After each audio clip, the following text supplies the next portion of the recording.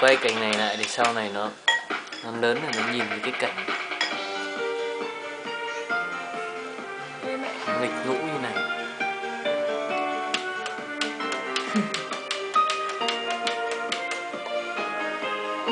Tắt này.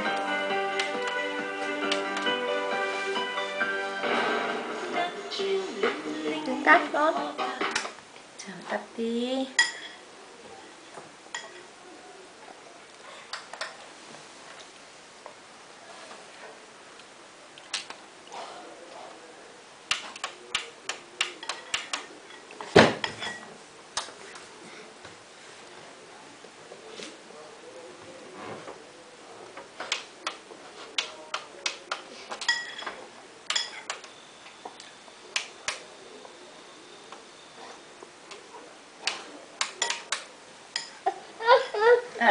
Đây mày lấy à?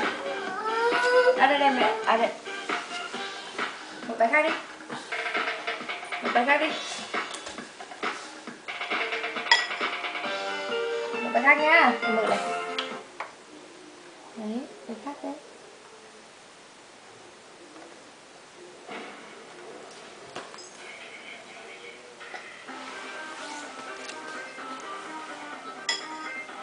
Tắt đây này, tắt đây này. Tắt đây này.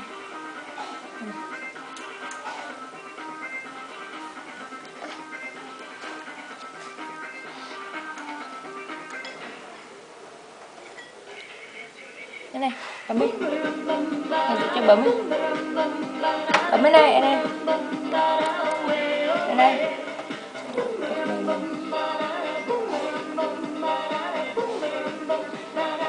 Bấm đi.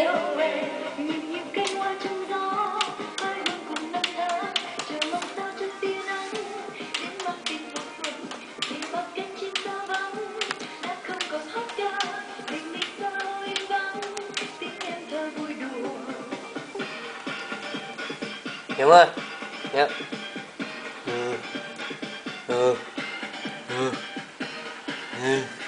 Ăn đi, ăn đi, ăn đi. Bấm đi. Ra đây này.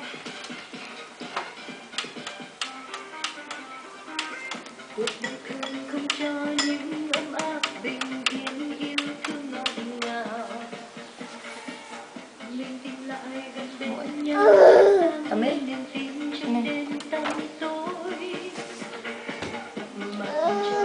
Bấm đi. Bấm này.